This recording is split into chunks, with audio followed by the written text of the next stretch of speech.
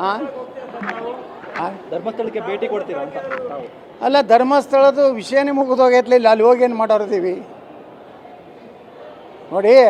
ಅದಕ್ಕೇನೂ ಪರಿಹಾರ ಸಿಕ್ಕಿರಲಿಲ್ಲ ಅಂದರೆ NIAದವರು ಈಗ ಅದನ್ನು ಹೆಚ್ಚು ಕಡಿಮೆ ಆ ತನಿಖೆ ಮುಗಿದೋಗಿದೆ ಅಂದರೆ ಅಲ್ಲಿ ಏನೂ ಸಿಕ್ಕಿಲ್ಲ. ಇಲ್ಲಿವರೆಗೆ SIT ಮಾಡಿದ ತನಿಖೆಯಲ್ಲಿ ಎಲ್ಲಿಯೂ ಅಸ್ಥಿಪಂಜರಗಳಾಗಲಿ ಬುರುಡೆಗಳಾಗಲಿ ಏನೂ ಸಿಕ್ಕಿಲ್ಲ ಅಂದಮ್ಯಾಗ ಅದು ಹೆಚ್ಚು ಕಡಿಮೆ ಅದೇನು ರಿಪೋರ್ಟ್ SI ಕೊಡ್ತಾರೆ ಕೊಡಲಿ.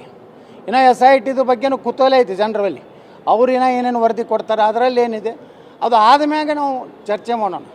ಈಗಂತರೂ ಅದು ಕ್ಲೋಸ್ ಚಾಪ್ಟರ್.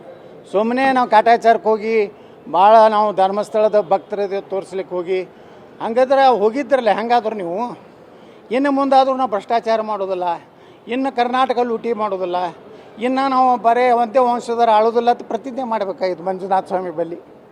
ಬೇಡಪ್ಪ ಸಾಕು, ನಮ್ಮ ಅಪ್ಪ 4 ಸಲ ಮುಖ್ಯಮಂತ್ರಿ ಆಗ್ಯಾನ, ನನಗೂ ರಾಜ್ಯಾಧ್ಯಕ್ಷ ಕೊಟ್ಟಾರ, ಸಾವಿರಾರು ಕೋಟಿ ರೂಪಾಯಿ ಲೂಟಿ ಮಾಡಿದ್ದೀವಿ. ಇದು ಮಂಜುನಾಥೇಶ್ವರ BJPಯ ಸಾಮಾನ್ಯ ಕಾರ್ಯಕರ್ತರಿಗೆ ರಾಜ್ಯ ಮುಖ್ಯಮಂತ್ರಿ ಆಗುವಂಥ ಅವಕಾಶ ಕೊಡು, ರಾಜ್ಯಾಧ್ಯಕ್ಷರಾಗುವಂಥ ಅವಕಾಶ ಕೊಡು, ನಮ್ಮ 3-4 ತಲೆ ತಿನ್ನೋಷ್ಟು ನಾವು ಮಾಡ್ಕೊಂಡಿದ್ದೀವಿ, ನಿನ್ನ ಆಶೀರ್ವಾದದಿಂದ ಅಂತ ಹೇಳಿ ಮುಗಿಸ್ಬೇಕಾಗಿತ್ತು. ಬಿಟ್ಟು ಮತ್ತೆ 2ನೇ ಹಂತದ ಲೂಟಿ ಪ್ರಕರಣ ಮಾಡ್ಬೇಕತ್ತಾರೆ ಅಷ್ಟೇ.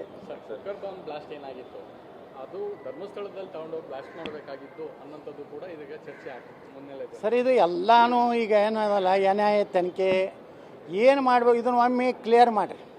ಸುಮ್ಮನೆ ಜೀವಂತ ಇಟ್ಕೊಂಡು ಎಷ್ಟು ದಿವಸ ಅಂತೇಳಿ ಇದನ್ನು ಚರ್ಚೆ ಮಾಡೋದು ಒಮ್ಮೆ ಕ್ಲಿಯರ್ ಆಗಿಬಿಡಲಿ. NIAದಿಂದ ಏನು ಬಾಂಬ್ಸ್ ಏನು ಅವರು ನಮ್ಮ DK ಶಿವಕುಮಾರ್ ಬ್ರದರ್ಸು ಏನು ಕುಕ್ಕರ್ ಬಾಂಬ್ ಒಯ್ದಿದ್ರಲ್ಲ, ಆ ಬ್ರದರ್ಸ್ರದ್ದು ಏನನ್ನೋದು ಗೊತ್ತಾಗ್ತದೆ, ಈ ಬ್ರದರ್ದು ಏನನ್ನೋದು ಗೊತ್ತಾಗ್ತದೆ, ಎಲ್ಲ ಬ್ರದರ್ಗಳದ್ದು ಹೊರಗೆ ಬರ್ತದೆ.